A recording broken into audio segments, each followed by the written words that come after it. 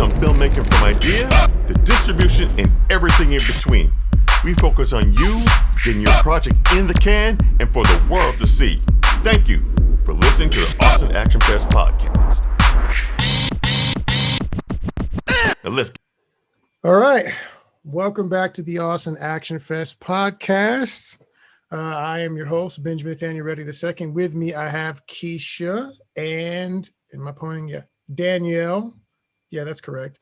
And our two lovely guests, once again, for the second time, CJ and Lorrisa. Oh, you're too kind. Thanks for having us back. Yeah. Yeah, we're really, really excited. So, introduce yourselves a bit and talk a little bit about your film, and then we're going to get into the funny details. I'm CJ Julianis. I'm director, executive producer, and producer of The Misadventures of Mistress Maneater. We've been doing very well on the festival circuit, and we're released on Amazon Prime now, and getting some really, really terrific reactions from the public, viewing public, and we're very pleased about that. Yes, we created an independent film in the Chicago suburbs in Northwest Indiana that is a romantic comedy with a lot of action elements. Yes. Fantastic. And if you have not already seen it, we will leave some links in the description below, but go check it out on Amazon Prime. It is worth a watch. Now, we understand you two have been in the distribution process a bit. And you decided to come back and chat with the clan and talk a little bit about that process, because, you know, that's something that's mysterious to many people. It's the weeds, and most people don't really get into the business side. So, just give us a brief overview, then we'll get into some detailed questions about that. Okay. All right. So we started the distribution journey probably about a year ago, maybe a little less than a year ago. And we've discovered some really interesting, we've basically gotten a postgraduate collegiate level education in the business side of movie making. And a lot of what we discovered is, what would the word be? It's not troubling, but certainly it is eye-opening as to what the realities are for first-time filmmakers, and the realities of the fact that distributors really aren't going to get out there and market your movie. You have to do that yourself. So in addition to being, you have to create really, really great product. You have to make a really great movie that people want to see. But then you also have to turn yourself into a master marketer, because if you don't market it the right way, people still aren't going to see it. And to be clear, a preconception that I had was that, if you have a good movie, then you'll be able to find a good distributor and they'll take care of things. This turned out not to be the case, because if you have an independent film that does not have a household name in it, no matter what, you are presented with the same group of distributors, and that is all that is available to you. And most of them all do business the same way, as we discovered. Yeah, so what we found out was, in the old days, the holy grail for filmmakers was to get a distributor. Oh, we got a distributor, finally. It's like, we're finally going to have success. That's not true anymore. The game has changed. In the old days, it used to be really hard to get a distributor. Now, it's not really hard at all to get a distributor to distribute films.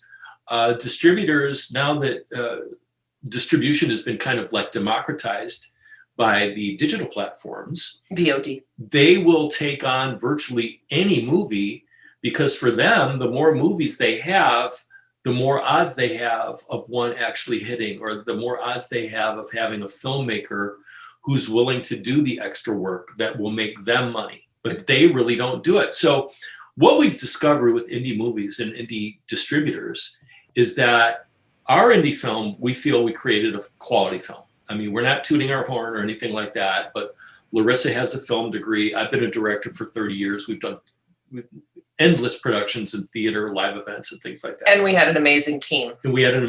So we're very, very confident in our own abilities.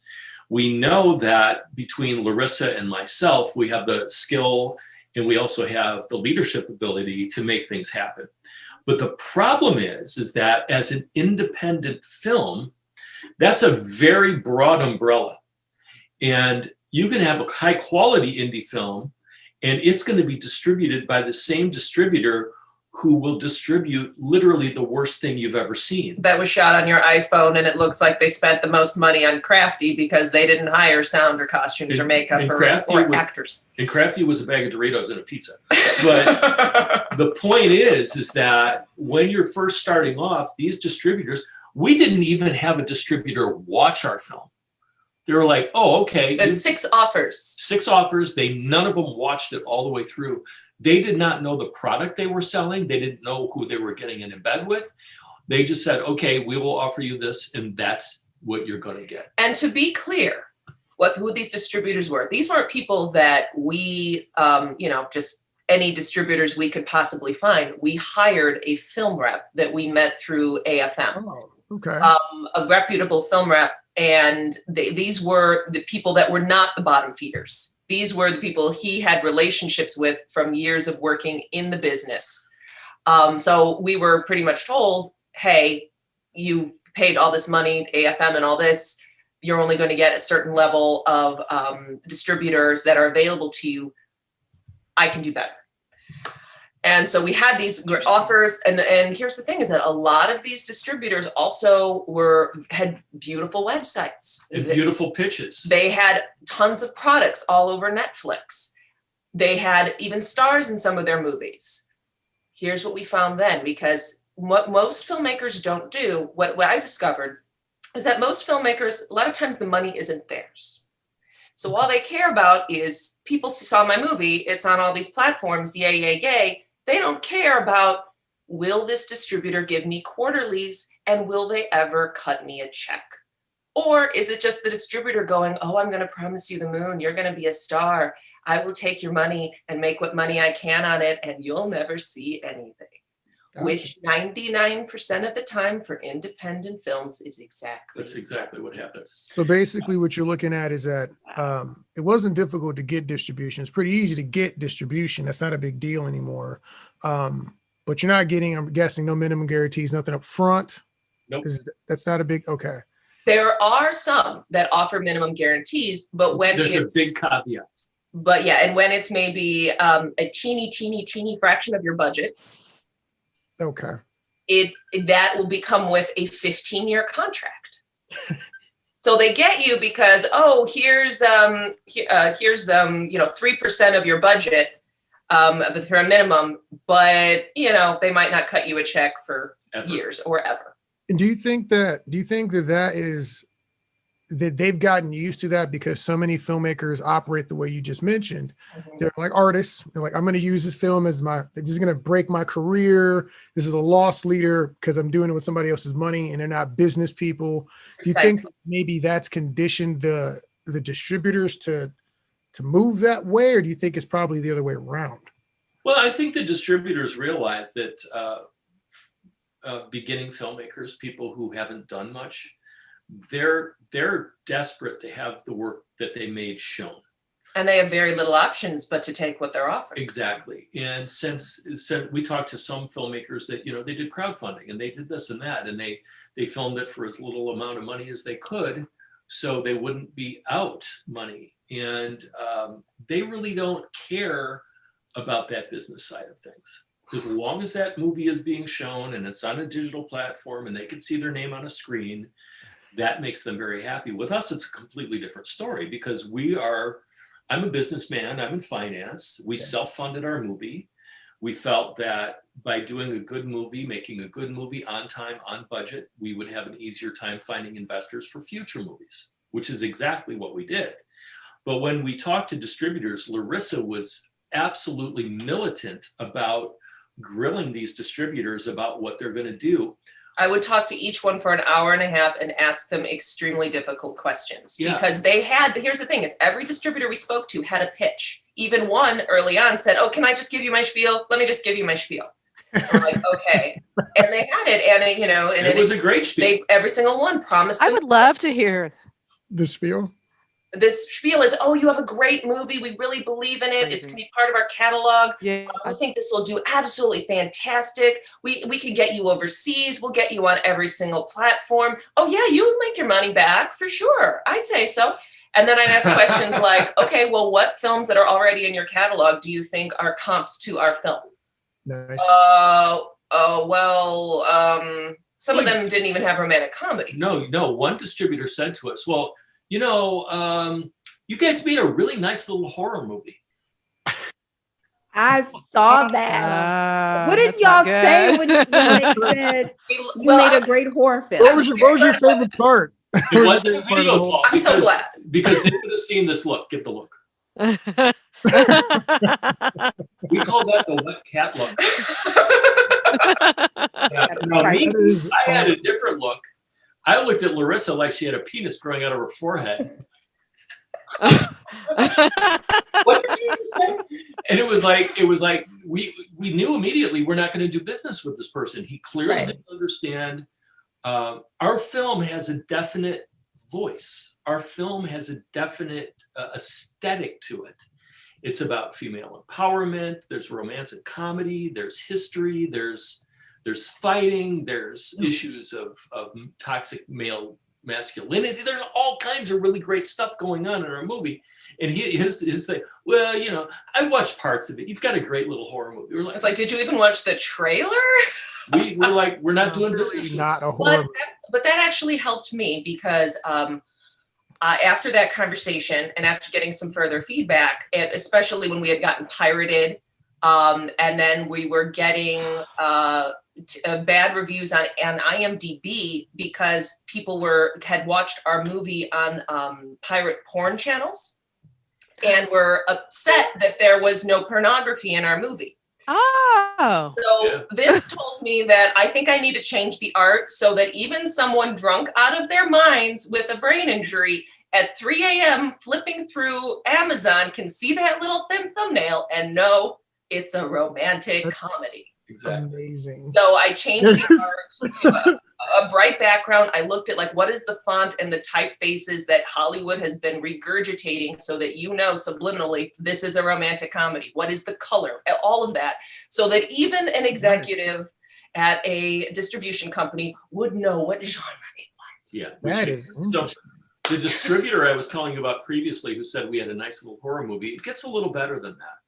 So we looked at his catalog of films, and one of the catalog's films was a film that we had actually seen. We watched it because a friend of ours was in it. Mm-hmm. And this company had previously done a film that we actually saw the jewel case at Family Video, and we were very impressed. We're like, wow, this is really great. A different distributor. A different distributor, but the same film production company. So we watched this movie as a favor because this guy was talking about it. We watched the movie. It was an hour and a half. It could have been cut down and been a 20-minute short. It was filmed entirely on an iPhone with no sound and no director. And the bulk of the movie was navel gazing, and it was absolutely awful. It was probably navel gazing. And we all know, independent films, they vary wildly, right? You can have really good ones, but there are some films out there that will melt your brain because they're so bad. Yeah. Well, this was one of those brain melters. Got it. And he took this film, this company, this distribution company, they took that film on. And that film would have been right next to our film. And we did not want to be associated with a company that would take on literally anything, because if they take it on and people are watching it, every time somebody pays the fee on Amazon to stream it or whatever it is, they get a cut of that action. So they've got no skin in the game. There's no upfront money they're giving filmmakers. They don't have to pay for DVDs, and they don't have to, only pick the best content because of limited shelf space at Blockbuster. Exactly. It's unlimited, and there's no upfront costs. So when it comes to indie films, So go ahead. I just have a quick question. So when you say it'd be right next to yours, for the audience, that would mean that the distributor that is attached to your film. Okay. Oh, the website. On the website. Oh, that's interesting. So, okay. So we did not want to be under the umbrella of a company that would literally take on the worst produced indies and present them to the public as something that's worthy of paying money for. Because it's like guilt by association for us. But on the other hand, we found out that just because there was a shiny, pretty website didn't mean much either. We had an offer from another company.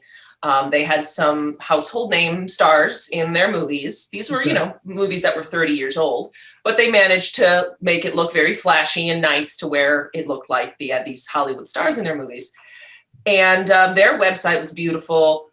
They promised the moon, a really great sales pitch. But I noticed it's like, okay, you don't have anything of our genre in your catalog. Got it. How would you know how to present it? Oh yeah, we'll sell you to China. We'll sell you here. It's like, well, I happen to know, and I've been told that China would not be as interested in a romantic comedy. Because the humor doesn't translate. Yeah. So it's like, why do you think you're going to make sales here? I would ask them, like, what percentage do you expect to make from VOD? What percentage do you expect to make from this? And compare these results based on what we had already learned. I also noticed from their website that they had book adaptations of 2 of their movies, which interested me because our movie is based on a novel manuscript I wrote. So I'm like, oh, I could have a tie-in with that. That would be great. And here's the thing, though. The website said over 100,000 copies sold of this horror book that had the same poster cover as their movie. And I was like, well, that's interesting. So I searched the book. It showed up in Walmart.com. It showed up all these different places. No reviews. There was a very popular book review site online that everybody uses. That every book you will see their review. Okay. I think it had one. No, actually, it had one review. One review, and I'm like, this did not sell 100,000 copies. We got more reviews from random strangers in our movie just from a couple hundred downloads early on. Got it. So I go, okay, you're lying to me on that. I actually called them on that, and it was like, oh well, I'm not sure about that. That doesn't seem right. 100,000. Then I looked them up online and found that they had been reported 3 times in the last year to the Better Business Bureau for not paying their filmmakers or providing quarterlies. As per the contract. Wow. So they were taking a lot of money up front for marketing. That's the other thing, is that they wanted like 35% to 40%, and up to $10,000 for marketing, which of course comes out of your cut. So you might not see money for years, if ever. Yeah. And meanwhile, I didn't see them advertising these movies. Another distributor that was going to take up to $50,000, I vigorously looked through their social media of what kind of promotions they were doing for their titles. I think I saw per film maybe 2 Instagram posts.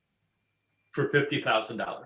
I mean, did their that's terrible. Did at least their social media have a ton of followers, like subscribers or something, or was it just like? There were like 1,000, but here was the thing. We don't need 1,000. We need 1 million. That's not a lot. No. And here was the thing. They were promoting a lot of content that was not feature film. And that was what was getting the eyeballs, whereas their feature film. So I was looking at like a lot of these distributors would post the trailers for their movies on YouTube. And I looked, how many views have this had? Exactly. 60 views. And this movie's been out for 3 years. Oh my God. That's pretty. I mean, so that tells me that I'm thinking that their staff size is certain. They're representing themselves a certain way, but they're really maybe a smaller outfit, and they do not have a dedicated arm to do some of the marketing that they promise. They're not doing marketing, and their goal is to bring in a library of content. So we're landed. Now I'll say this: we landed with a company called Indie Rights. Indie Rights Movies. Indie Rights Movies. And what we appreciated about Indie Rights Movies is they did not blow sunshine up our skirt about anything. Okay. They told us flat out, we don't do marketing. You have to do the marketing. And as I saw it after experiencing what I had seen on, knowing now, having done initial small Amazon release and having a advertising team and all of that. So I was able to know what real distributors were, when they were lying or not. It's like I had a little better understanding than a lot of filmmakers who hadn't interacted with Amazon Prime Video Direct and all that sort of thing. But so not only did Indie Rights Movies take the least percentage from your movie, Mhm. But when, they didn't take you anything for marketing, they said, we'll give you the tools or, some tips. And we will coach you on how to make your film successful. And But it's up to you will do well, but you have to do it. So what the other distributors were looking at is they were looking at taking 30 to 40% of our gross as commission for themselves. Indie rights was 20%. Okay. So in our view, all these companies, they weren't going to market anyway. I'd rather not pay for something I'm not getting than pay for something I'm not getting. So it made sense to us that we'll pay them less and we know exactly what it is. The other thing that Indie Rights did a couple other things that we really liked. So we would recommend to the filmmakers who are listening right now, or we're going to listen in the future, look up Indie Rights. They also had tons of testimonials on their website from filmmakers saying we wish that we'd gone with them before. So here's where it's really good. Indie Rights told us, please call the filmmakers, interview them, find out what their experience was with their distributors. There will be some filmmakers that won't respond, but there will be plenty of filmmakers who do. That's cool. So we called filmmakers that worked with other distributors, and we heard the horror stories. The ones we were considering, like I had been told by one distributor when I put them on the spot, and I said, "What's your comp?" And they said, "Oh, and here's this romantic comedy. Oh, it's doing really, really well." I said, "Has she made her budget back?" Yeah, I'm sure she has. And then you called. I reached out to the filmmaker, and she said, "That's funny because I've never gotten a check from them." Oh, wow. So it's like, go ahead. Well, she got an upfront, where she got they found her at a film festival, chased her down, pursued her hard, flattered her. Yeah. Gave her, a small little upfront thing. And then she had never seen a quarterly since. Right. They gave her the digital one night stand. I got you. Yes. Right. And so she has not made her.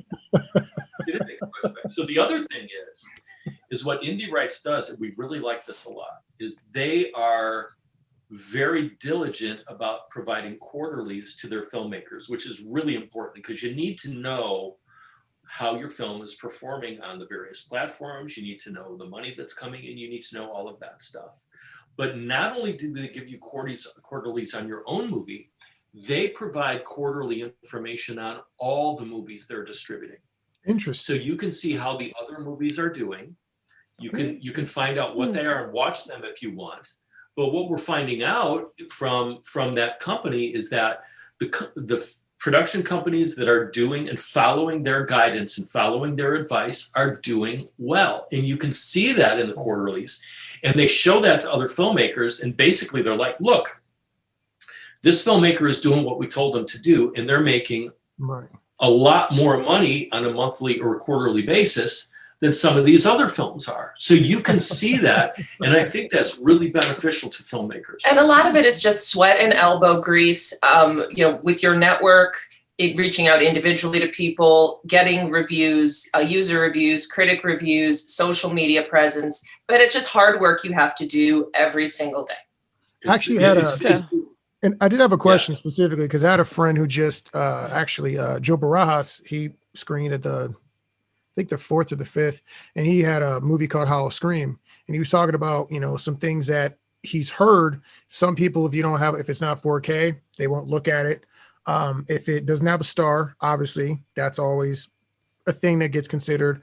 Also, he said that some people were interested in how many followers your page had. Did any of those things come up for you guys as other Not things? Not at all. And I'll expand on some of that. Okay. She's very, some of the companies said, "Oh, yours won't be out for another 6 months. We have to do a rollout and we have to do promotion and we have to do this and that."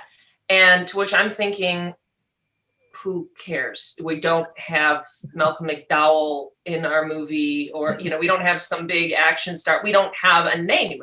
And that was exactly what Indie Rights told us. They're like, we can have you as soon as you give us your deliverables, because, why would we wait?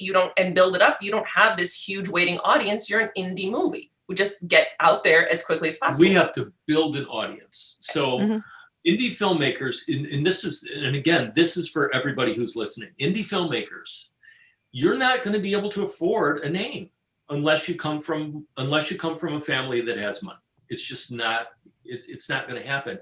And even so, a name doesn't guarantee success. You know, we could have had actors who've done TV work in the past and are well known at it. We had an actor who was a regular on Parks and Recreation, but he's not going to sell a movie. It's not like, oh, I have to go out and see this movie because this guy's in it. That doesn't work that way. And we surprisingly enough, I just came off of a movie that had a guy who was in Parks and Rec, but continue. It's good stuff. Yeah, actually, we because of logistics and the schedule, unfortunately, it didn't work out. Yeah, we would have hired him, but the logistics didn't work. But still, having him in our movie wasn't going to be like, oh my God, I've got to see this. And that's what we saw too. I spoke to one filmmaker who actually had like $1 million budget, made a lovely little romantic comedy. The stars were all, I'd say, in the top 5,000 on IMDb. Kind of faces you're like, maybe I've seen them before, but no one that you know their name or would watch it because of the name. And she has been resigned that she is not going to be able to ever make her budget back. Yeah, well, she spent almost $1 million. Yeah. Yeah. So let me continue with this, my little diatribe to independent filmmakers. Well, let me interrupt really quick. You asked about 4K. Unless you're doing a theatrical release, which what indie movies really need a theatrical release when it's hard enough to get our friends to watch it for free on Amazon, it doesn't need to be 4K. Our distributor didn't even ask for it. It was just 1080. We have 4K, but we didn't need it. Yeah, we didn't need it. So anyway, so independent filmmakers, you're not going to get the name unless you come from a family that has huge amounts of money where, it's a vanity thing. Wait, I just want to the audience, I just apologize. Probably a little bit late. Trigger warning. This is a savage interview. This is the raw, uncut, unfiltered version. So continue, please. Yeah. So independent filmmakers control what you can control. Here's what you have control over. You have control over the quality of the script. You have control over the actors that you hire. You have control of the direction that you do. You have control over the production values that you have. So get the best quality actors that you can. If you can't get a name, get the best performers you can, because in the end, it's the product that's going to sell. And my feeling and Lorissa's feeling is this: it's the field of dreams thing. If you build it, they will come. So the problem is, if you build something, if you build a movie that doesn't have the quality necessary to attract an audience, what you're doing is you're practicing and refining your skill, but you're not going to get your money back. Control what you can, do it to the best of your ability, surround yourself with the best possible talent in front of the camera and behind the camera, and create a product that demands attention from the public. That is the only way that you're going to find success. You're going to get a distributor. I'm telling you, you're going to get a distributor, but you have to have a project that demands attention from the viewing public. That's what you have control over.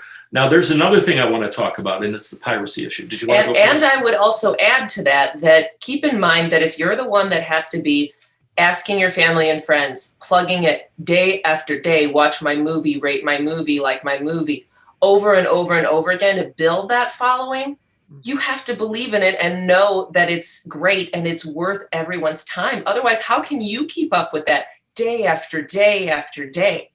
Rejection after rejection, or people just ignoring you. Yeah, we're getting a lot of word of mouth buzz, which is really great, and we need that. So when you're first distributing a movie and you're soliciting these reviews, you're soliciting star reviews on Amazon, you're soliciting written reviews, you're soliciting referrals. You want people talking about your movie. You want people saying, "Oh, I saw this great movie. It's free on Amazon. Oh, what is it?" And if you start that and you lay the right foundation, you're going to have slow growth for the first month or two.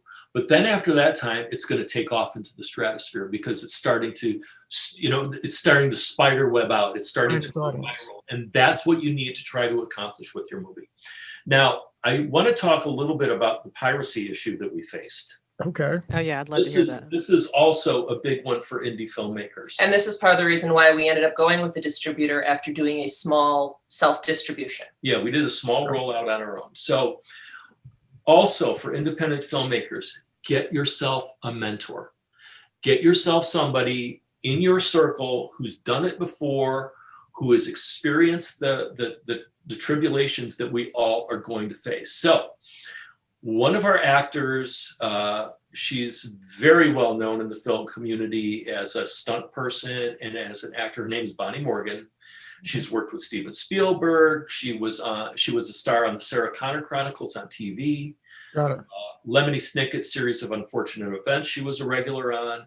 She lives at the top of Laurel Canyon. What's that indie movie that was so well known that she was in? The Devil Within? The Devil Within she was in. She was in Minority Report. She was in Rings. She played the creature that came out of the TV in Rings.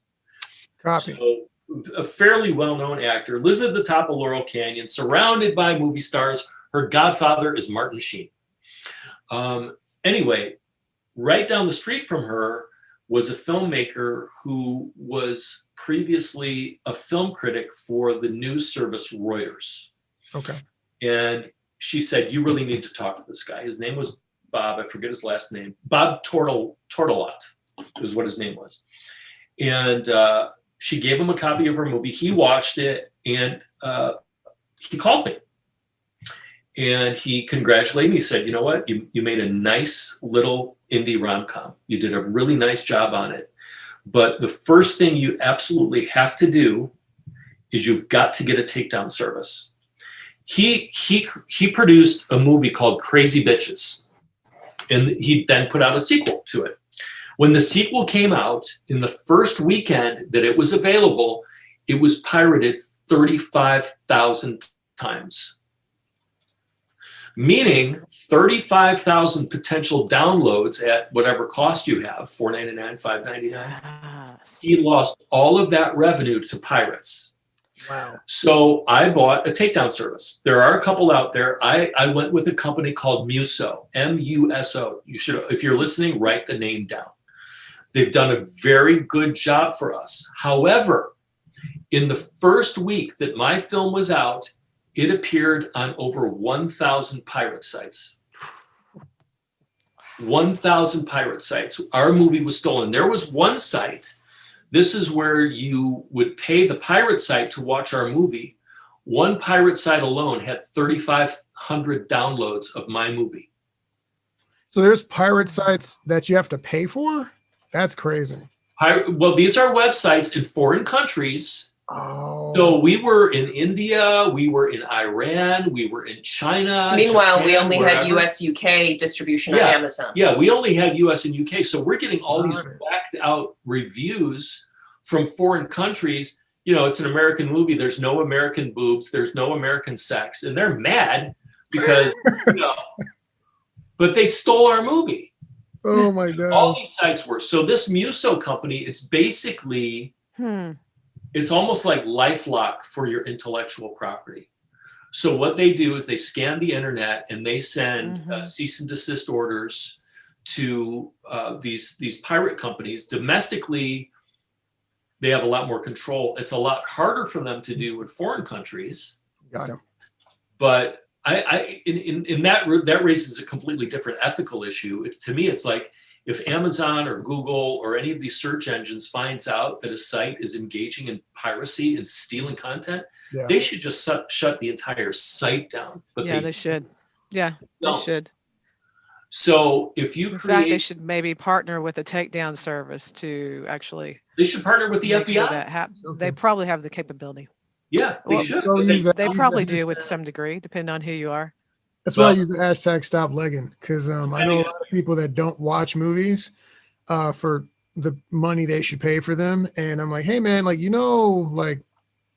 I work in films, so that's kind of like, it's not really all that cool. Maybe you shouldn't.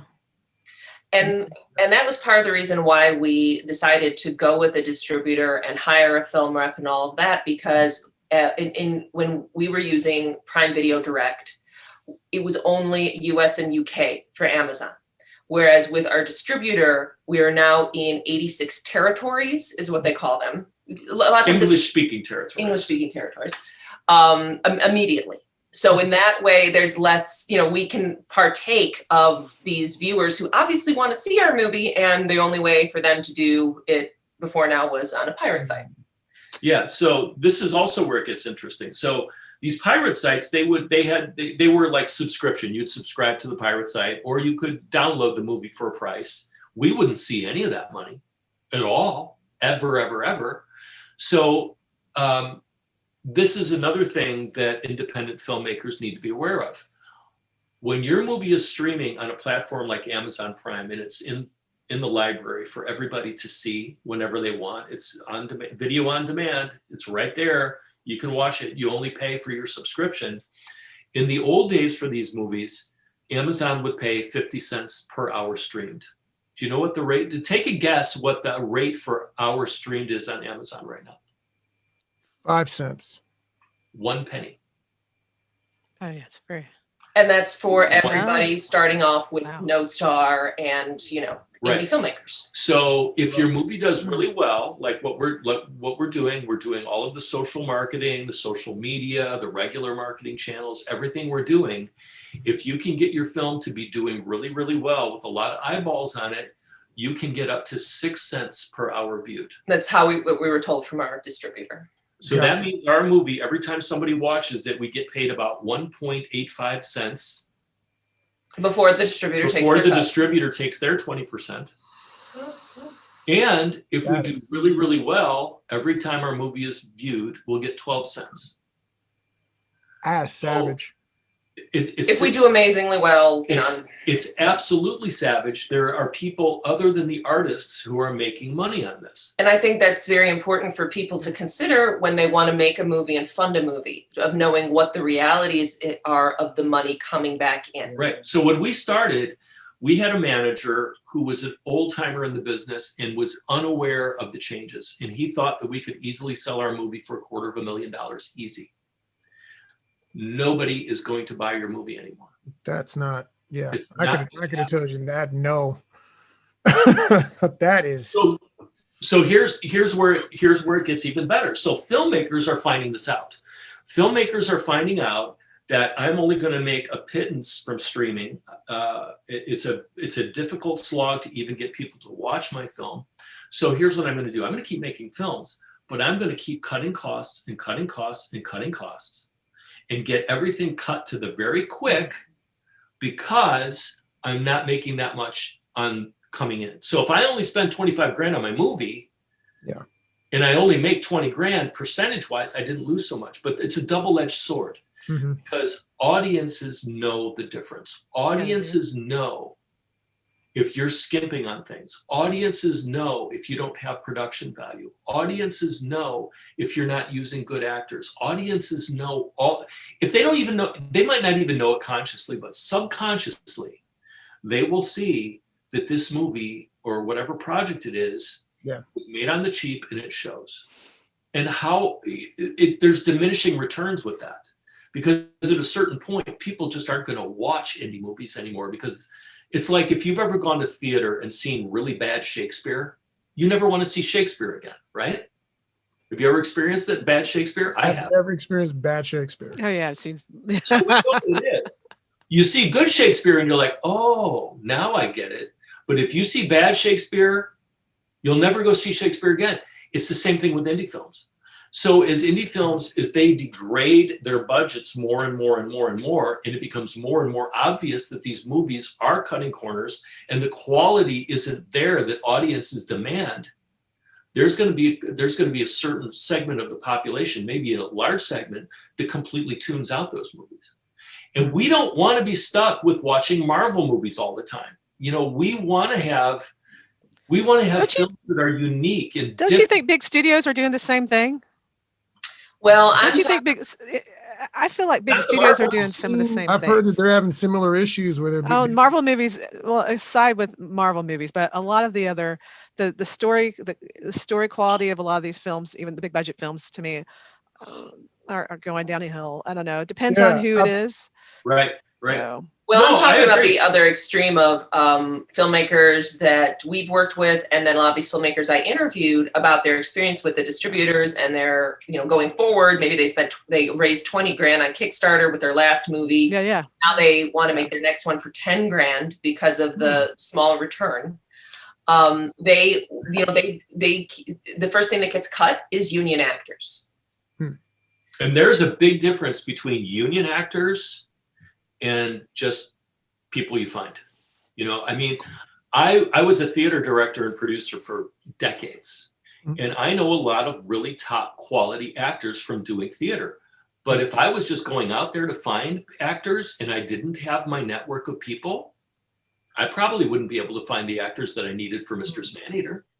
A lot of those actors in that movie were actors where I could just pick up the phone and say, hey, I've got this project. Will you help? And they don't even have to think about it. It's, yes, tell me when to be there. Yeah, the benefits of ULB, as we know as union actors, but that some of your listeners might not know, is that for any project below $250,000, SAG covers it with a ULB, ultra low budget contract, which allows you to have a mixed cast. So you can have a union performer, as many as you need, and you can also have your non-union performers, which they have no jurisdiction over and don't dictate the terms of your agreement with. Yeah. So that allows for a lot more flexibility. And if you have a small cast, there's really no reason not to use union talent, or at least consider it. Yeah, because there's a huge difference. I mean, when you watch our movie, we have union. We have got Lorissa's union, Shannon Brown's union, Mickey O'Sullivan is union, Bonnie and Molly Morgan, Adam Christopher, Robin Coffin. These are all high quality performers that really brought a lot of beautiful nuance to their performances. And the only reason they were able to do that is because they had so much experience being in front of a camera, being on set, knowing how to interpret a script, knowing what their character needs to be, being able to talk to a director for 5 minutes about what the director is looking for and being able to provide it. I had some actors that were amateur actors on my set that didn't get it. And I had to shut down shooting for an hour to sit down and coach the actor to give me what I wanted. But, as a filmmaker, time is money. And when you shut down a production to work with one person to get what you want, that's costing you time that you would use to get other shots. That's costing you time where if you got your shots, you could go back and redo a shot and make it more creative. There was a lot of times where I wanted to get more interesting shots in terms of camera angles and depth of field, setting up the shot the right way. And because of me having to take time out to work individually with an actor because they weren't getting it, I lost the ability to do a shot in perhaps a more interesting way. There definitely is a balance between when you have to use fresher talent or non-union talent, however you want to word it. Because like in Texas, we have a ton of people they're not union because They're not union. we just don't have a ton of union projects. So for a lot of us, it doesn't benefit us to be union here. So a lot of people have to decide which way to go, because if you go union, there's a ton of projects that happen. You can't do. You can't work unless you do the what is the financial core. FICOR, exactly. So, but I've also been on sets where like I have a talented person who's clearly a professional, and then I have a guy who's fresh to whatever we're doing, be it acting or stunts. And it's like, oh my God, so you threw that punch wrong 7 times. Okay, so now we got to do this. You got to shoot this 4 times because you don't know how to put the punch in the right place. But you told me you could, but you can't. And so it's that whole idea of you're only as strong as your weakest link. What are the critics? What are the reviewers? Regular people or professional critics gonna harp on that one person. And that's exactly it. So when you're making a movie, it's not like theater. So I'm hoping that a lot of people who are watching have done theater. Theater is literally the training ground for actors, especially if you're just starting. That's when you learn how to be part of the cast, how to interpret the script, stagecraft, how to use your voice, your body, all of those different things. Doing theater gives you a network of people that you can really, really trust, that you can go to that well all the time. And in doing so, you're going to acquire the skills that are needed on set. I had another point, and I forgot what it was. Well, I do have something to add, that as far as it goes, quality performances, quality visuals, quality sound. I mean, obviously, we can talk about the virtues of that all day long, and everyone knows these things. But when it comes, I'm finding the virtues of that when it comes to advertising, when it comes to making 10 to 20 clips and putting them on YouTube, and trying to share those everywhere, and hashtagging, to everything to death, getting stills from the movie, and just trying to generate interest. It really helps that things that are well lit. It looks good. And the actors that know what they're doing, even for these couple lines that we're showing, because I have to believe that will garner more. So I did have two questions. Two questions. One, the trailer that you guys are using now, is that the one that you cut, or that did Indie Rights or anyone do that for you at all? Lorrisa, okay, they didn't do any of that. The cutter. Yeah, and that was so. That was based on the feedback that we got from our initial mini release. We were trying to incorporate a lot of the elements that we had in the movie to try to get we cast too wide of a net. It was my opinion. Okay, there's a dominatrix character. It's a very small part of the movie, but it informs her backstory and how she's trying to prove that she's not this. So it's like, but let's throw that in and we'll attract that crowd. Oh, let's throw in the MMA fight scenes and we'll attract that crowd. And let's throw in the humor. Let's throw in this. But we found that, the whole Dom angle was actually turning off a lot of people who might be interested in a romantic comedy, because they thought it was a lot grittier and more intense than it actually is. And it's like, no, it's a PG-13, sister act kind of thing. Yeah. So I once again, it's the same thing with the poster. Even though our original poster, the dark background, the Trajan Pro font, which is a font that a lot of horror movies use. So all those details, I had to use a sans serif, Helvetica font in order to match romantic comedy. It's interesting. There's certain fonts that are used to appeal to women. Yeah, there is. All fonts matter. Yep. Yeah. There's certain colors that matter. There's certain colors. Our initial poster had a dark background with fire in the background. It also had a beautiful photo of Lorrisa, which she looked amazing, and kind of like a gilded frame that signified. I remember that one.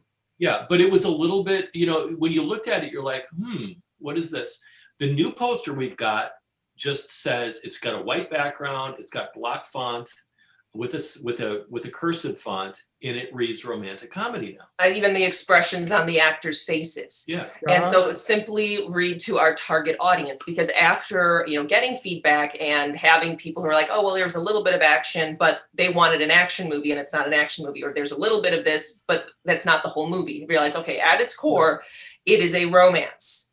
We have to target the romance people.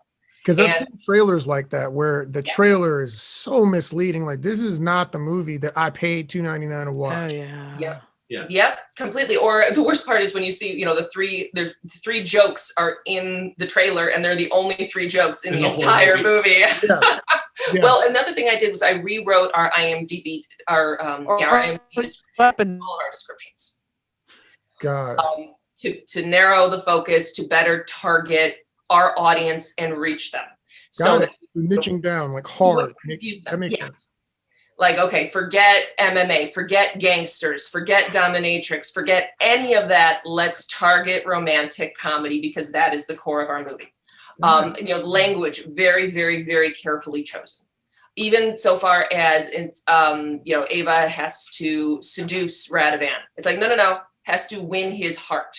Oh, nice. Okay. Because that's going to appeal to our audience. And that also is the movie. She wins his heart and he wins hers at the end.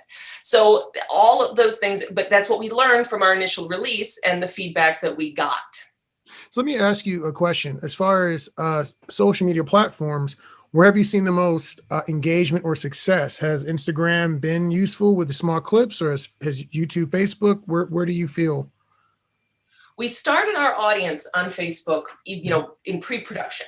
So fortunately, we have the most amount of followers there, and that has proven to be the best for us. And I think that might be the case for a lot of people. Also, I prefer the Facebook format because I don't have to turn everything into a square. My cinematographer composed these shots to be rectangular. Damn it. Yeah, Instagram is limited because you have to figure out how to crop things and how to make things work. And you're limited to a minute or less, even with Instagram Reels. Yeah.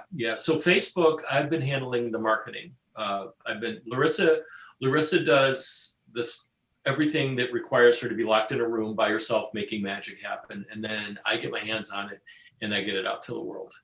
And Facebook has been by far where we're getting the best results, and that's a largest audience of people anyway versus any of the platforms. Yeah. So we are on Instagram. We are putting out stuff on Twitter. We do have stuff on YouTube, but it's not getting what we in the future. It may, if we do everything right and this thing starts getting some real strong word of mouth buzz and some viral aspects to it, people may seek that kind of stuff out. But also keep in mind with Facebook, everyone you can, in the trailer, I can tag everyone in the cast and crew. In the images behind the scenes, I can tag the crew that you see. I try not to spam everybody. Like if someone's not in an image, I'm not going to tag the poor sound guy in every single post. I'm not going to be that person. But they can share it. They get tagged. They can post to their timeline. They can share it. Whereas Instagram, you don't have that same kind of flexibility. Right. I got you. And yeah, we've done some things on both. And I try to tag Danielle and Keisha and stuff when I put Austin Action Fails. And actually the clips that we'll put out of this, I'll compress them to a square. It'll be weird, but it'll be a thing. And then I have to put like something on the top and the bottom to make it kind of work. And then I'll tag you guys and tag whatever hashtags, whatever you guys have, we'll put those on there. Did have a question as far as any of the distributors you were talking to originally before you got your Do It Indie rights, did they care about your small release on Amazon? Did any of them want those rights, or did they just like, we just went international? Like, how did that go? I can answer that. We did have it removed before then. So we did talk to distributors who said, "Oh, you've already released it. Well, that's a problem." And I was like, "Well, how's it a problem? We took it down." Well, distributors, they're going to want to have they were going to want to have fresh product. And it's like, we had it up for a month, and it basically was marketed to the people we know. Yeah. And it's been taken down. It's been down for a month. It shouldn't be an issue. So we had a couple distributors kind of like, they're like, oh, well, now it's catalog. It's not a new now release. It's not fresh anymore. That's not the case. We haven't found that to be the case since we released it. Indie rights didn't care. They didn't care. But we've probably tripled the number of reviews we've gotten on Amazon. We probably tripled the number of star ratings we got there. And people are paying attention. And I think a huge part of that is simply because it's free. That's the other thing. Now, here's another thing. I'm glad you brought that up. When we first put it on Amazon, we were charging $5.99 for it. And, $5.99 for a high quality indie film, we don't have any names. So. And so that your listeners are aware, you get half of that. You split it 50-50. You split 50-50. Yeah. So at $5.99, we got $2.99. But when we were charging for streaming, we were getting maybe anywhere from 4 to 7 streams per day. And this was after the initial huge bump, you have we everybody. Had a bump when we first started. But, after a few weeks. We were getting 4 to 7 streams a day. We'd get on Saturday and Sunday and Friday, we'd get maybe 8 or 9. On Monday and Tuesday, we might get 2 or 3, and, when you get 2 or 3 downloads and you're making $3 at a time, it's like, it's kind of hard to make your money back on that. Plus we're getting pirated and our film is being stolen like crazy. And we're only in 2 territories. And we're only in 2 territories. The pirates had us everywhere. We decided, the best thing to do is get it on Amazon, because nobody's going to go to a pirate site to watch a movie if they can watch it for free on Amazon.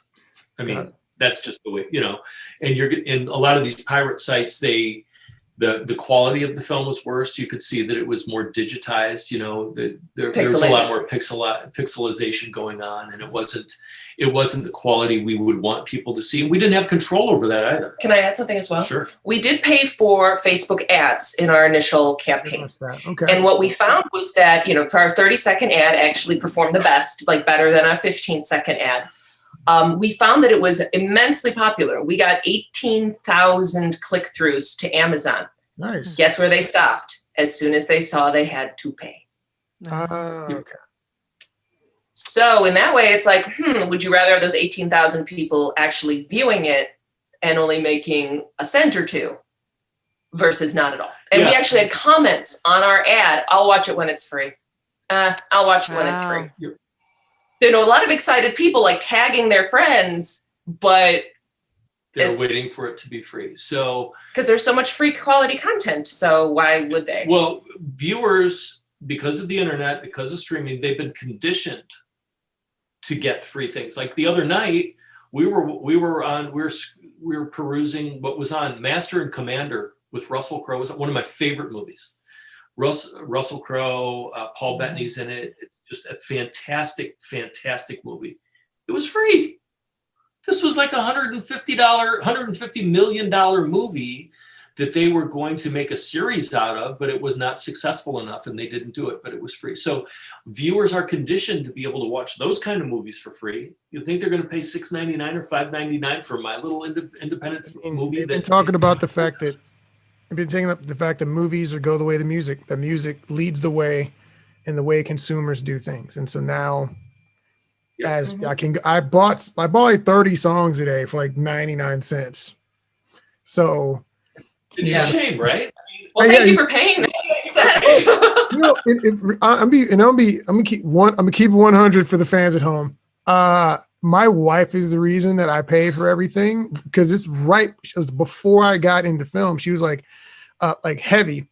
I was watching something. I was like using one of those MP3 YouTube things or whatever. And she was like, you make movies and stuff and you now make music too, right? And I was like, yeah. She said, probably should be paying for that. And I was like, I tried to argue with her like I always do when I'm talking. And then later on, I was like, dang it, she's freaking right. Dang it. All right, fine, whatever. I'll get the stupid iTunes. And so I made a conscious effort to go out of my way to support artists, because if you don't support the artists that you enjoy or your friends, people who know stop making art, and where will we be? Yeah, so as you know, we're in an era now where it's easier than ever to get exposure. Everyone can get their 15 minutes of fame, maybe. But, everyone can put out their content and be seen by the entire world. But how do we monetize? That is a challenge that we're still working through. How do you remain memorable? Yeah, but we're just putting in the time every day to do what we have to do. And for me, because I have a very hard time with social media, it's very difficult for me. And it saps your concentration and your focus, and you can give you anxiety, all these things, way right? Too much. And the worst thing is that it's always the weirdest stuff that is successful on my social media. So just side note, I did a little photo shoot, a blue bonnet photo shoot, I might add, as Black Panther, Negan, and Itachi from Naruto. I saw that. It's got that. I knew, because my wife was, we got to do it. And I was like, fine, whatever. And at the moment I saw the photo, I was like, this is going to be more popular than anything. I could talk about starving children in Malaysia.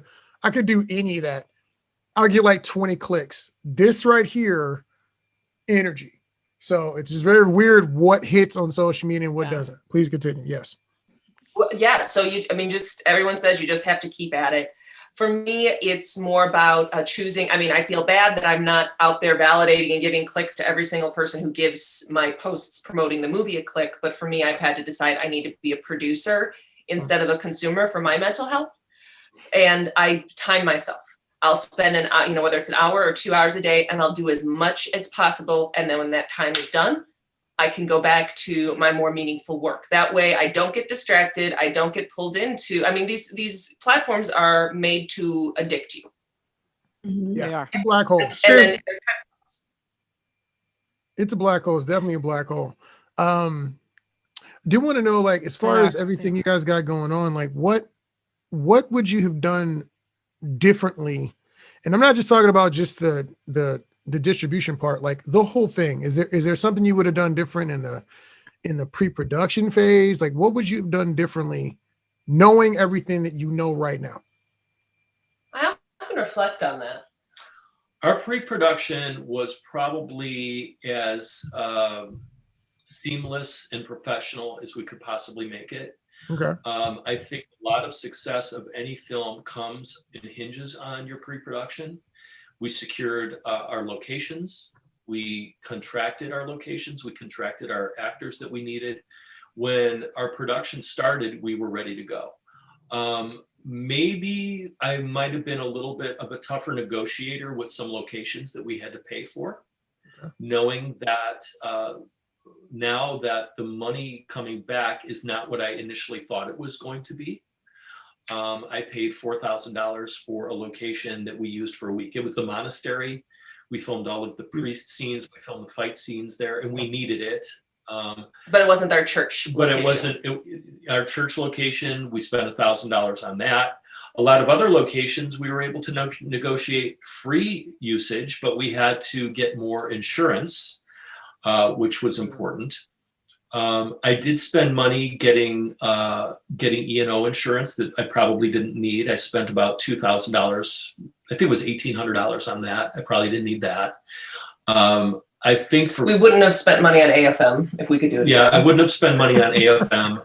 If I had to do it again, I would not do that. So that cost me.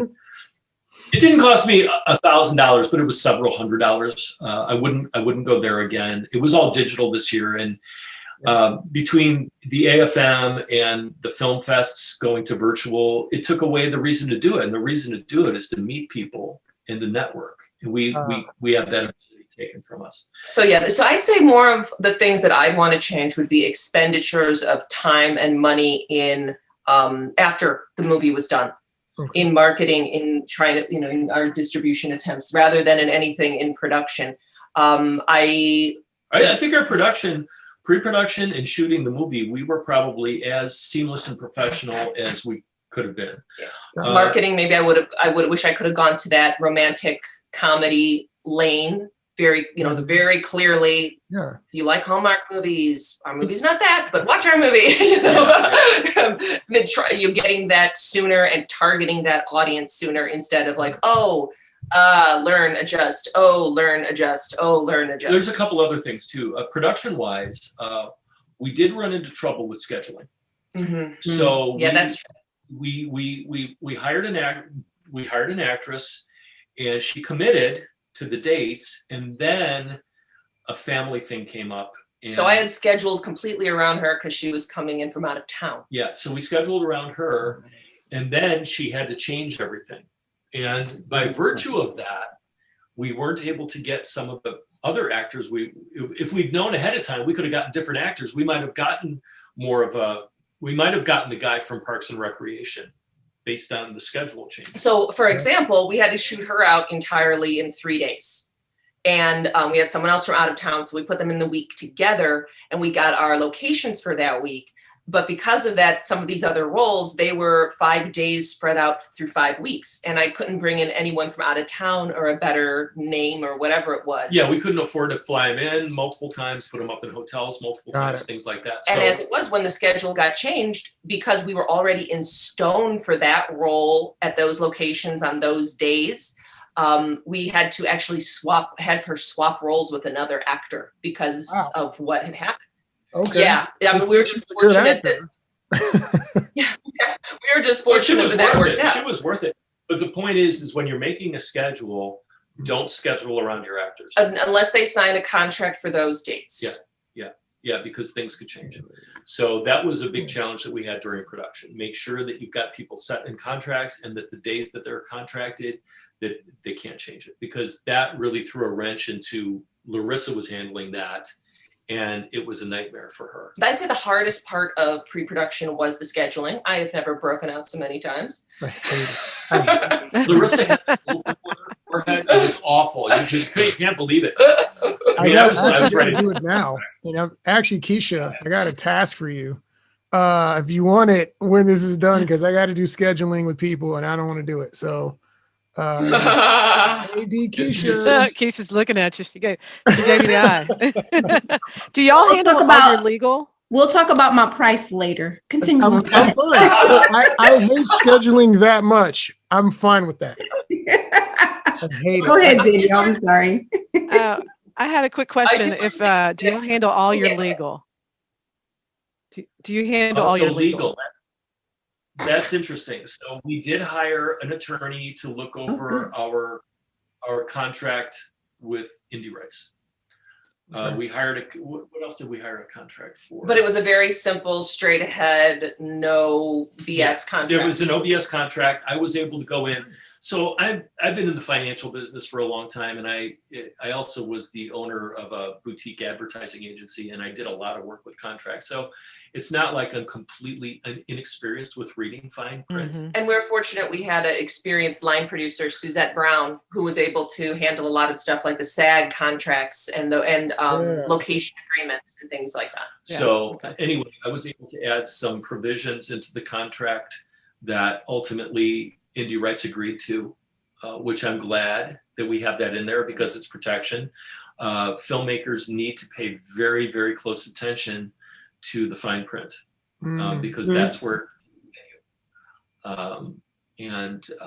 if you don't have the expertise, spend the money now. A pound, a penny's worth of cures, or penny's worth of prevention is worth a pound of cure. It's never more obvious than in the film business. You want to have your network of professional people helping you out with that stuff, so you don't get stuck in a bad situation. I think most of our problems arose in the post environment after we made our movie, after it was together, discovering that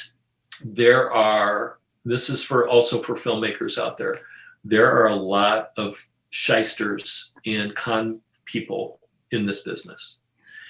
And you have to be aware of that. Particularly if they're not creative. If they're not creative and they don't have a lot of credentials. We talk to... Always look up their IMDb. Yeah. Don't believe them when they say, oh, it's just messed up. Oh, I'm getting it fixed. No, don't believe any of that stuff. We learned the hard way. Our first manager was a con man. We found out afterwards that he had swindled so many people, actually swindled one woman, disabled woman, out of $100,000. And this cost us months. We could have been finding a distributor during COVID. Yeah, but this cost us months because he was spinning us along. He was stringing us along, saying he could get us multiple hundreds of thousands of dollars to sell our movie. And he was... Maybe 20 years ago or 10 years ago that could have happened, but that's not the reality of today's business. So, and he was doing that mostly to try to get money from us. Yeah, he was trying to get money from us. So be aware that you're going to be surrounded by people who are questionable. That's why you've got to keep your circle really tight. That's why you've got to build your circle and bring in the people that not only do you trust, but you like being around. I was in sports for a long time. I was in the military for a long time. I directed theater for a long time. These people, you have to realize when you're making a movie, you're going to be dealing with these people for months and months and months at a time. And if you don't like them, or they rub you the wrong way, or they create animosity or stress, you don't need them. Yeah. You don't need them in your life. You don't need them in your production, because that one person can screw it all up. Yeah. And the process has enough stress built in. You don't add additional stress to it. Yes. Exactly true. Exactly true. So I think I would, looking at it at this point, looking backwards, I would be probably a lot more cognizant of budget and what things cost. More so because we self-funded. Now, if we had outside money coming in, I still would have that attitude. Should. Because as stewards of other people's money, because you want to hold on to that money, because the marketing is expensive. Marketing, it costs a lot of money. When we did our rollout, we paid a marketing team $4,000 to market our movie on the internet for a month. We had a internet supervisor and a social media supervisor, or marketing supervisor and a social media supervisor. We paid them each $2,000. Okay. Then when you are on Facebook, you got to pay for those ads. You know, for a $50 campaign, you might reach 2,000 households, but for a $200 campaign, you might reach 20,000 households. Oh, one thing we would try. It costs money. So online advertising, we probably would have not gone to certain. On some certain online advertising things, I wouldn't have done. But the point I'm trying to make is if you've got $100,000 for budget for your movie, you need to keep 20% of it set aside strictly for marketing. Got it. Maybe more. Ultimately, without marketing, you're going to have a movie that could be the best thing ever, but nobody's going to see it. So sorry about that. And I would add too, a lot of it's just more what I learned this time around for the next project. We had so many shoot days, and I see a lot of people are able to create high quality films with fewer locations, smaller cast. So for me, it'd be more about, fewer locations, just because that took up so much time with setup. I mean, and it was surprising too, for me, discovering which of our locations created the best looking, most dynamic scenes. Sometimes they were the ones we didn't expect. Whereas some of our most quote unquote exotic locations maybe because of the lighting that we had no control over in the space or flat white walls. It just looked kind of, by comparison to those amazing other scenes with the such amazing visual interest. Gotcha. So those are sort of things I think you just have to learn from over time. Yeah, you learn that stuff from experience. So like when you're lighting a movie, we had tungsten lighting, we had LED lighting, but then we went to a location that had fluorescent lighting, and they all have different color temperatures. Yep. So that fluorescent lighting makes a lot of our shots have a very strong yellow cast to them that no matter what we did in post with color correction and color grading, that we weren't able to completely eliminate. And we would have you have to be aware of that stuff. And we would have budgeted more too for sound editing in post, just because that took up so much time. That was a lot more time in many ways, I think, than our visual editing. Yeah. So when we were in post, none of us are sound editors. So we don't have that kind of expertise. We have enough experience to make it happen, but somebody who does sound for a living might be able to had a better sound mix on our crowd scenes or our fight scenes. So we made up for it. But that's expensive. We made up for it just by having 3 editors in the room who worked on it for months and months and months and months, over and over and over again. But if we had an actual sound editor who did this for a living, would have been done a lot faster. Yeah, but the sound editors that we talked to, they all wanted between $8,000 and $10,000. It's not cheap. Sound guys expect to get paid. Yeah, and we said it off. Yeah. So we did it on our own, and we did certainly a passable job. Yeah. But I'm under no illusions that somebody who did it exclusively couldn't have done it better than us. And right. I was curious because I've heard a lot of people doing things this way as well. One, it's like a 2-parter. Did you retain any rights to self-distribute at all? Yes.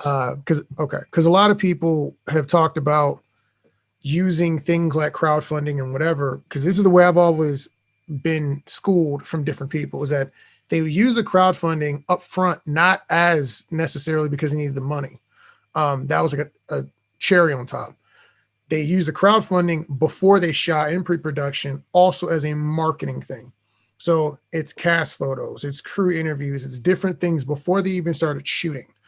This is why we're making it, yada, yada, yada. I think trying to even kind of helps with identifying the audience. And then you go into production, keep everybody informed. And on the tail end, depending on what kind of perks you might have given, you might have already had actual pre-sales.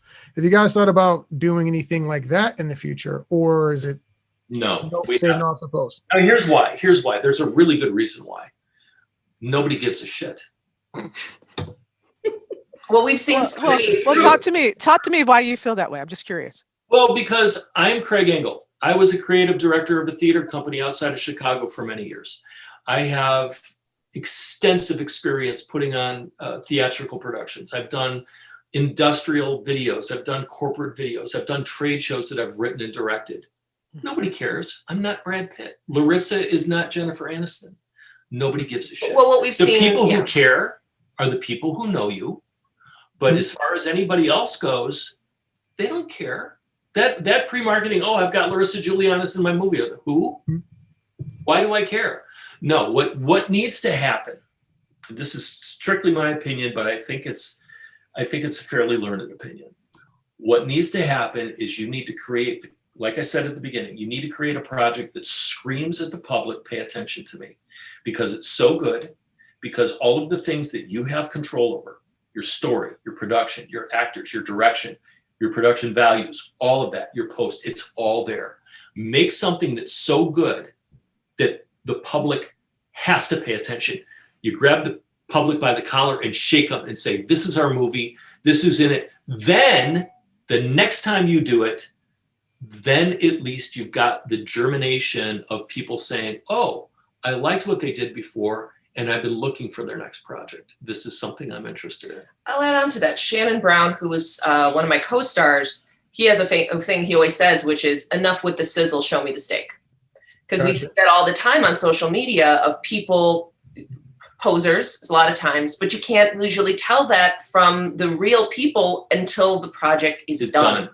So people can talk about their project all day long, but you never know if you'll actually see it. If you've been burned enough and seen enough people who spent a lot of Kickstarters we've seen, They've taken the money, never made the movie. Right. And for me too, I remember I spoke to a director that I worked with who does a modified low budget movies. So in the $500,000 range. And her opinion was very strong that we had heard, hey, start building that following on Facebook during pre-production. And we're glad we did. And we did it in small ways. But it was to our own network. Outside of our network, nobody cares. Because what her opinion was start your marketing heavy 3 weeks to 6 weeks before release. Do not start before then. People will get tired of it and tune out. They'll burn out and tune out. Exactly. So we've heard both sides. We have. So that's a fun. If you've got a huge network and people really care, then knock yourself out. But for the most part, nobody cares about your project. Nobody cares about what you're doing. They'll only care after they see what you've actually accomplished and if it's worth their time. Then they'll care. Then they'll pay attention. Then you're on their radar for the next one. The first one. So I'm going to throw something at you because everybody's being really sweet, and I want to be a little bit off the chain here in a different way. Okay. So I feel that a little bit of what we're doing right now, and if you people haven't seen so this is a little bit after the fact, not pre. So this conversation is giving value to people in a way that they don't know you, but you're giving them a value that they maybe didn't have before. And now I believe that since you're offering a value, you're interesting to me.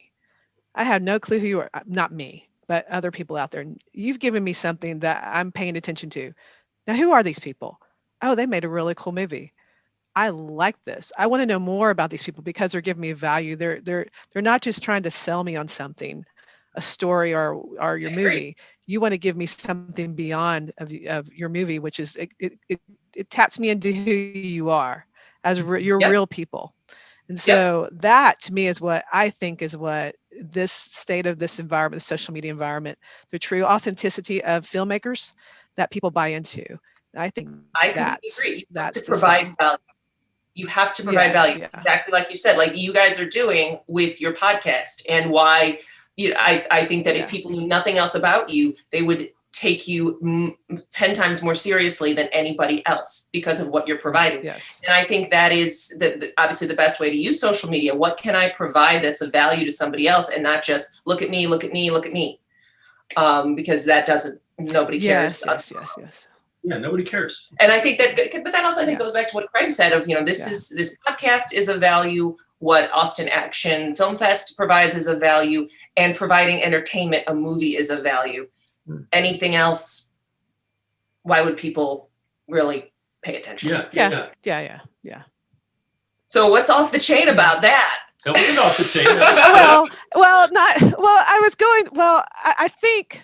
I think even in the beginning, had I heard your story and I heard some of the experiences behind of who you are, it might intrigue me.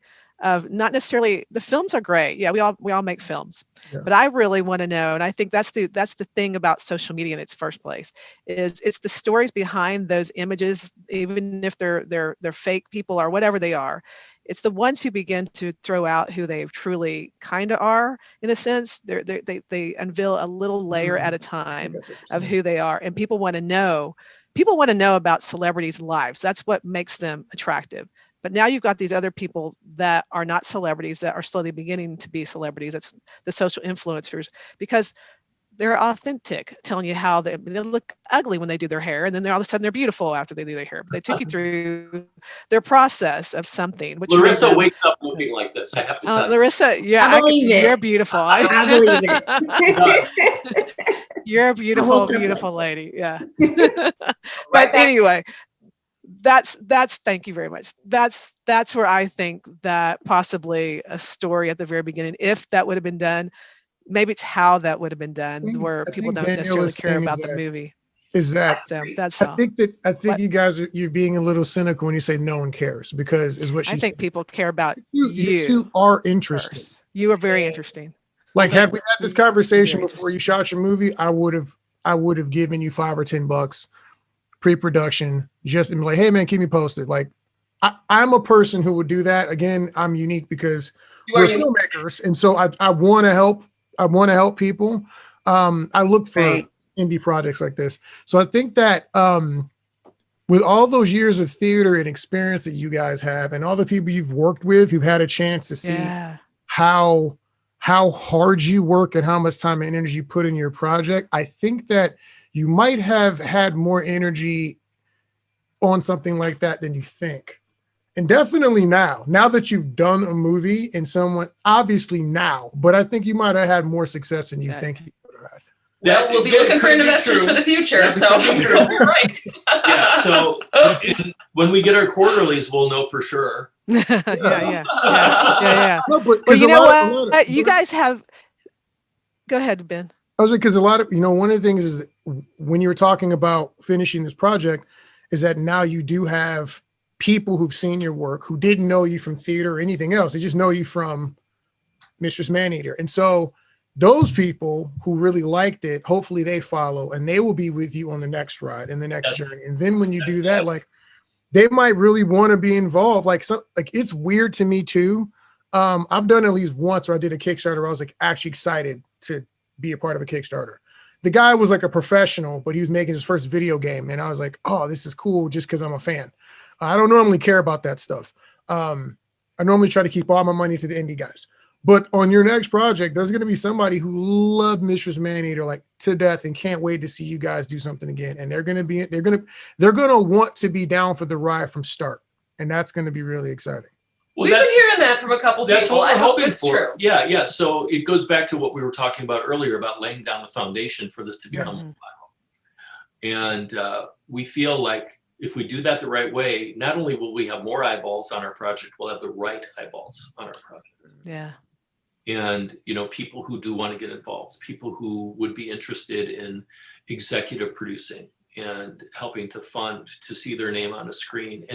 But then ultimately it's going to be on us to create another really good movie. That's our aesthetic. Yeah. That's what we expect from other filmmakers. And it's certainly the top level of what we expect from ourselves. And, getting back to what you said, Danielle, I was thinking more about that. And I think that you're right. We've all seen those Kickstarter videos where clearly, they had no budget and they tried hard, but it didn't inspire a lot of people to give money. But to see a Kickstarter video where the jokes are really funny, like you said, you're giving back value, that would catch attention. I think the hardest part, though, before the movie is made, is providing material that is viewed by total strangers as of value, because you don't have the footage, you don't have everything done. But I think you make a good point. Like if you can find a way to give value to people, you will get their interest even before you've shot a frame. But how do you do that? Well, you have to hope for the best from people, and you have to hope for the best from situations. You can't bank on it. You can't depend on it.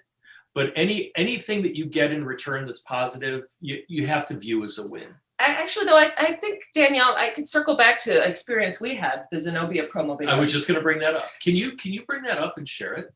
Yeah, not easily here right now. I can. Oh, that's too bad. Yes. So we did Lorrisa wrote an original musical called Zenobia. It was a multimedia extravaganza. It was unbelievable. Wow. But I directed it. We produced it together. I think Prince of Egypt meets Gladiator, big ancient world epic thing. Ben-Hur, But we needed money.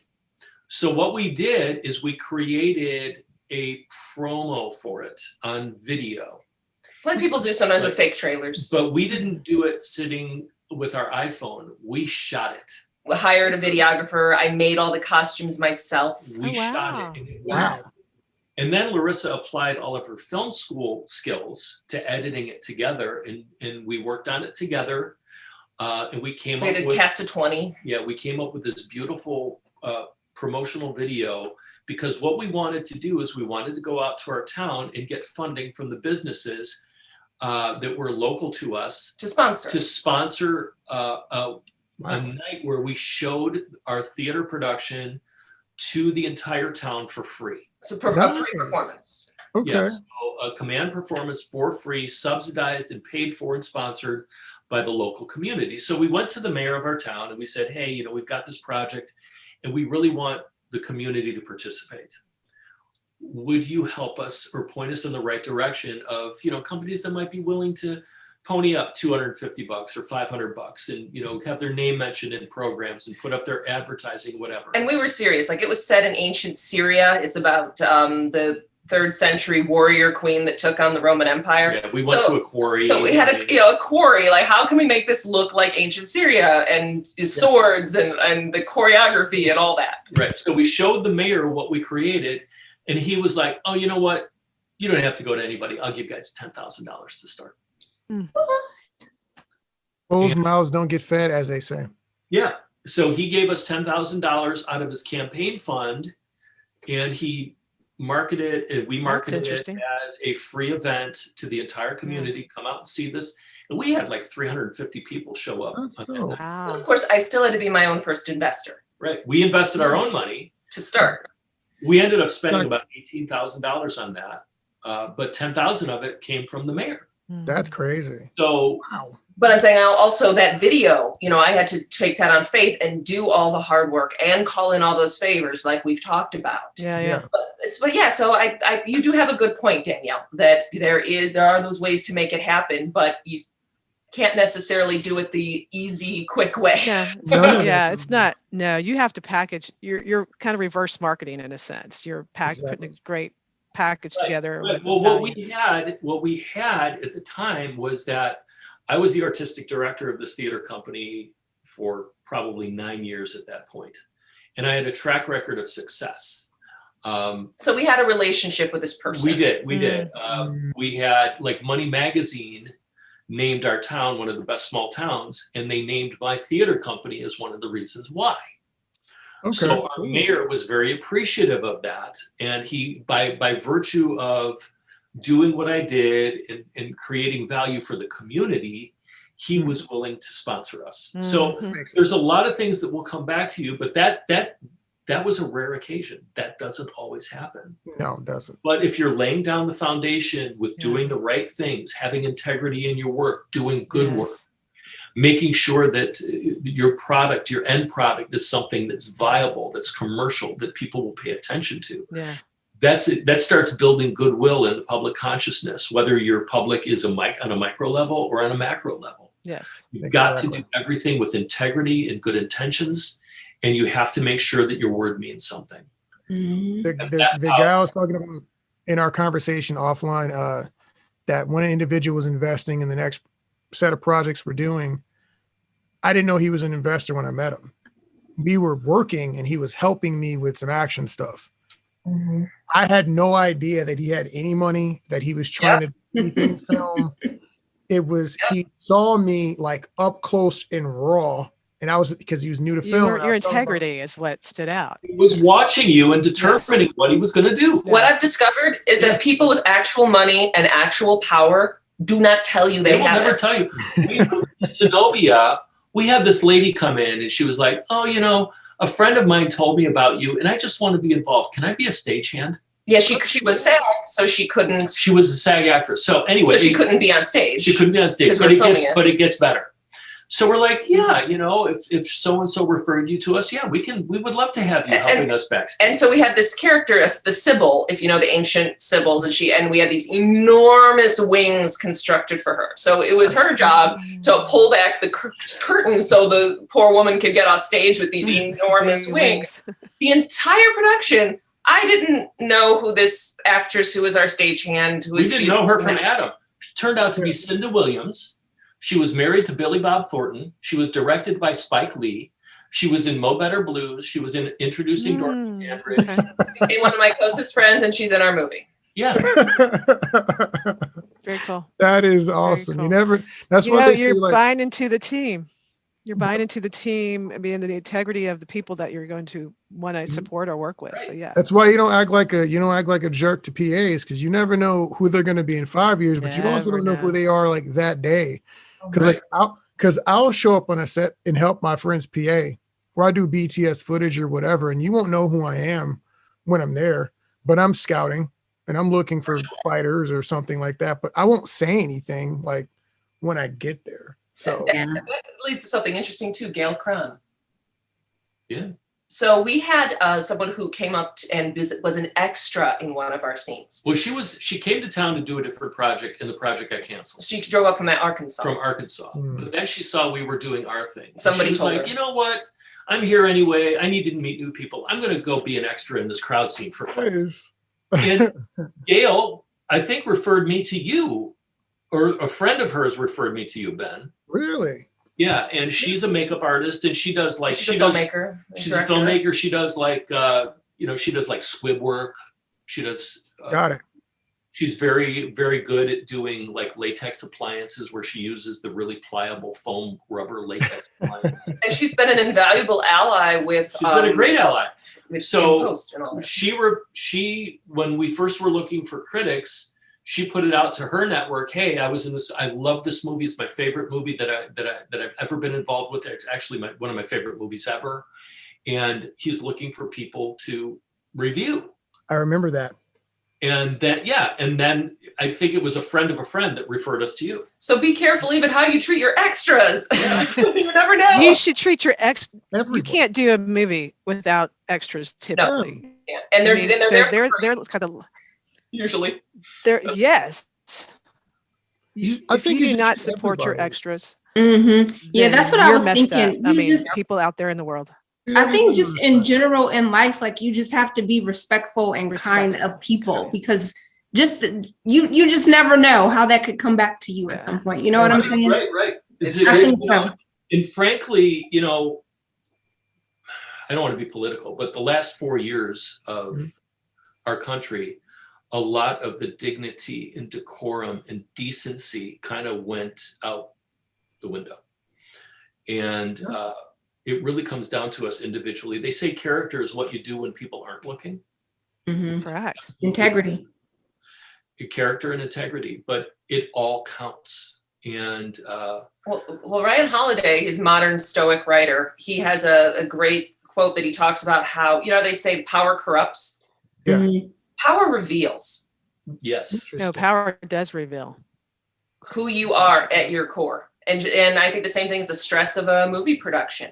The real you comes out. I love that first 24 hours of a 24-hour film competition. I love to see when people start getting tired, to see who cracks and they start yelling and stuff. And I'm like nobody's gonna die here, people. Like, we're not doing surgery. It's a movie. And so I'm always very chill. Unless you're losing light, Ben. If you're losing light, we might freak out. So. Even when you're losing light, I'm saying I was in West Texas during the apocalypse filming. Okay, we were losing days. I had no water for a day because we got stuck in a hotel and we lost power. And I'm not gonna lie, I was scaring people in the hallway because it was dark and we had flashlights. But other people were spazzing out, and I was like, "Yo, we're camping. It's fine. It'll be," because I'm a guy. So I'm like, "All right, I'm in my room. It'll be okay. We'll figure it out. I'll go shower somewhere." I don't know. I want to work with that next time. And I remember that on set and those tough, 90-degree nights that went on forever. I know, who had my back and who kept their chill and who didn't. Yeah, Lorrisa and I, we made a decision when we started that as a husband and wife production team, that's really different. But we also made the decision that we were going to set the tone at the very top. Lorrisa and I was a leader in the military, I was a leader in business. Well, we're fortunate we've produced and directed in the past large cast, so at least we have that. I worship my wife worships me. Aww. It's not like I'm trying to get in any starlet's pants. That's key. That's critical right there. It's critical. Right? Not be dipping your wick into starlets.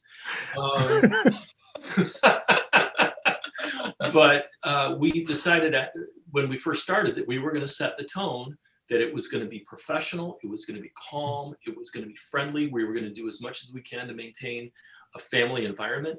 And what's interesting is that we couldn't form a family environment with the actors because they would come and go. But the crew, yeah. Mm-hmm. were there every day. We got to know them. We got to be friends with them. And establishing a relationship with your crew is very, very important too. We were lucky that we were able to have the kind of people surrounding us that we trusted and that we liked. Having them come to our set every day was something that we looked forward to. Oh, they were amazing. I just thought it was incredible that our 26 days straight. We're not straight, we had weekends off. But these folks had this great attitude and a can-do spirit, and despite the traffic and the late nights and everything. And it's like you're doing better than our actors who've only been here a couple days. Yeah, some of them were just a pain in the ass. So, are we almost done? Yeah. Okay, we're almost done. Sorry. What else you got for us? You know what? Another time, because I enjoyed talking to you guys. You have such history. And I think that history is actually contributing to everything and where you are at this time and in your business. I think there's so much more that other people can learn about, finance, your leadership skills, the filmmaking, the editing. Those are so much value that can add to other people's businesses to help them be better filmmakers and just artists in general and people in general. Oh, I would love to talk to you guys another time. You all should have your own podcast. You should have your own podcast. Give everybody a podcast. I mean, I don't want to. She's accurate, but still. No, but I know that we've kept you well over your time. It's been an awesome conversation. I'm sorry I had to drop out for a little bit, but this has been amazing information. What we've heard and the parts that I've heard, and thank you all so much for joining us again. Thank you so much. Is there can you tell people where they can go again to watch your film, where they can go to follow you, and can you give out all that information? Sure, I'll go first, and I'll let Lorrisa go. So our film is called The Misadventures of Mistress Maneater. It is currently available on Amazon Prime. If it doesn't show up in your queue immediately, just go to the little search icon and just type in Misadventures, and it should be one of the first titles that come up. Nice. If you do an Amazon search, you'll see that our average rating is 4.7 out of 5 stars for people who have watched it, which I'm really thrilled about. So we have dozens and dozens and dozens of reviews and star ratings. And we love all the star ratings of your listeners yes, too. So please watch our movie. Please give us a star rating. Please tell all your friends if you like it. If you didn't like it, tell all your enemies to watch it. You can find us on Instagram and on Facebook, both at Mistress Maneater Movie. Nice. Made a little bit.ly link too, which is really great. And I highly suggest that for all filmmakers, because, those addresses. Mile-long URLs don't work. So it's just bit.ly/Mistress Maneater. And that's our movie right there. So that's what you can do with your films. You can make little custom URLs for free. Yep. Got it.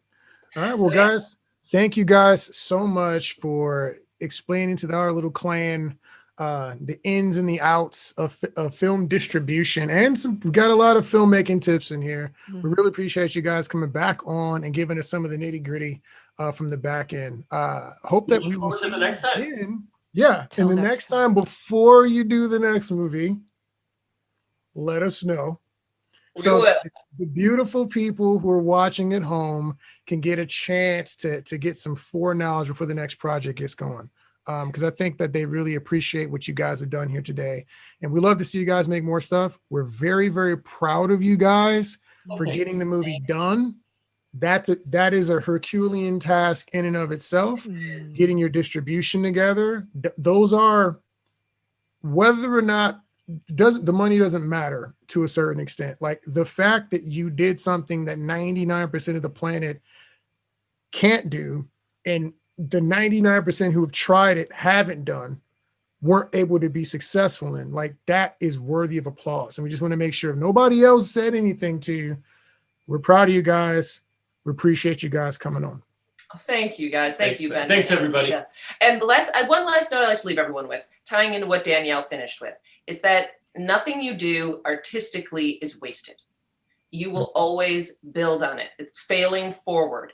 You talked about our history, but it was always to do something bigger, to do something more. And when you hit a glass ceiling with that project, dreamed up the next big project. And when that went as far as it could go, and it might have even seemed like, didn't go anywhere commercially, the next project built on that. And I just looked around when we were filming and thinking, everything I've learned and experienced in my life is incorporated now, and I get to use it now. Yeah. That day will come, and all those filmmakers out there that maybe getting frustrated with what's in front of them. The road ahead seems so long. Just know you will keep building and nothing is wasted. Yep. Don't fall back or fall down, fall forward. That is Beautiful. I cannot put a better button on it than that, guys. So with that, I'm going to bid you all good night. Clan, appreciate you watching us at the Austin Action Fest and Market. Appreciate CJ and Lorrisa coming out, and we'll catch you in the next one. Thanks, everybody.